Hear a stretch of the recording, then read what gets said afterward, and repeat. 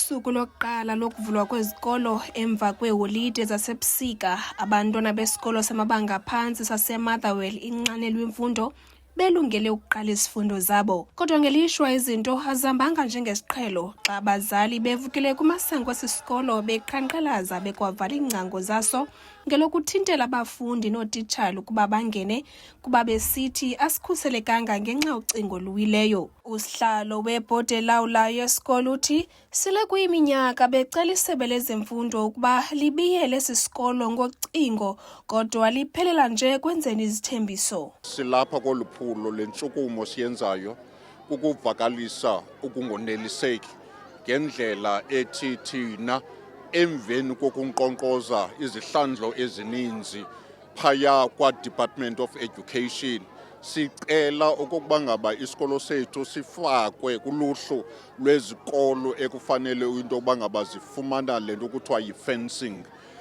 ukuze sikwazi isikolo sethu ukukhuseleka.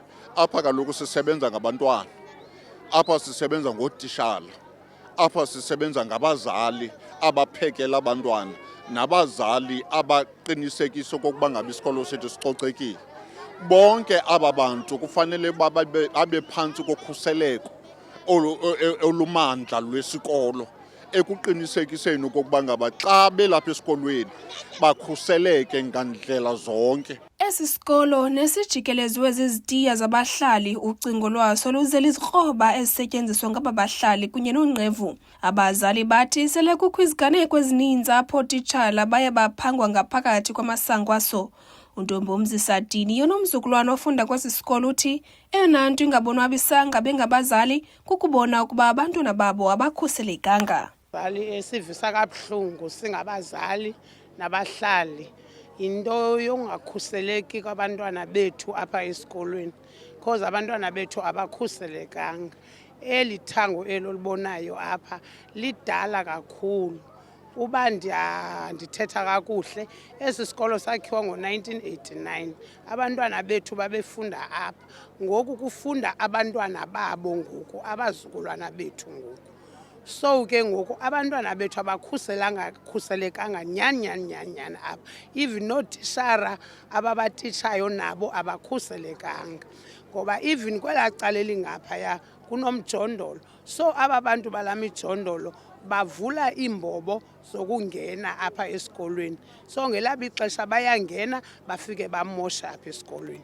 Unondyebo we-EFF kwisebe iAlex Matikinca ubathandwa Kalimashe nobekho ngexesha loqhankqalazo uthi isebe lezemfundo liyasilela yaye alikhathali. Ingathi kuyo yonke le nto ke sisi wam esi sicelo kuthiwa siye sasenziwe xa namhlanje sibiza nansi kwi-department because sibhiliva ekubeni xa kukho ingxaki njengoba singabantwana baka-Department of Education bekufanele education uyatsiba kuba kaloku azojonga abantwana bakhe, kodwa sifumanisa ukuthi i-department refuses to come to enqaneni lemfundo azojonga iingxaki zesikolo sakhe.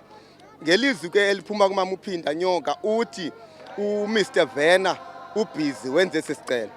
Umbuzo uthi ke ngoku esiyabe kuthiwa senziwe sesiphi? Department of Education uyasilela and usilela ngamandla ekwenzeni umsebenzi wakhe. Ithetha ukuthi ifuture okanye ikamva labantwana bethu udepartment sibona sibhiliva okanye sicinga into yoba akayibekalanga sweni okanye akayikhathalelanga imfundo yabantwana bethu, more special abantwana abancinci kuba ubomi babo busezichengeni. Isithethi sesebe lezemfundo eMpuma Kapa uMalibongwe Mtima uthi isebe liyaqala ukuva ngemeko yenqaneni lwemfundo.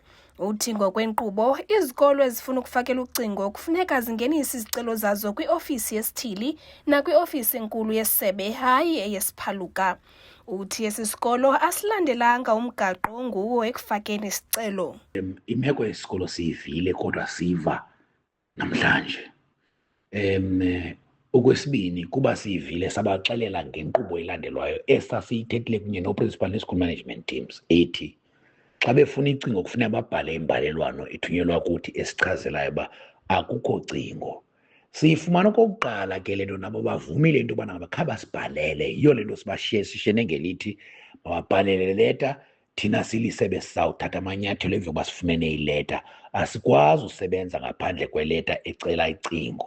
process of acquiring fencing for a school is through a request they make to the district and the head office. Both schools have not done that. They've written letters to the ETO, not to the district. And as such, we have requested them to take those letters, give them to the district and the head office for us to reprioritize and fix the fence. It's a process that we hope all schools and all SGPs will follow. Instead of blocking the school, write it to us so that we can know. Because the provider of the fence is not the ETO, rather is the district and the head office. Ngelixa isebe lezemfundo lisithi isikolo asizange silandele inkqubo efanelekileyo, ibhodi elawulayo yesikolo yona ithi yalandela ingcebiso eyayizinikiwe ngamagosa ezemfundo. Ikwathi bingayazi ukuba kukho umehluko phakathi kwezi ofisi zikhankanywa lisebe. Nanjengoko esi sikolo sakuphinda sifake isicelo ngokutsha, ziza kuqhuba izifundo ngomhla wama-22 kule nyanga kwesi sikolo.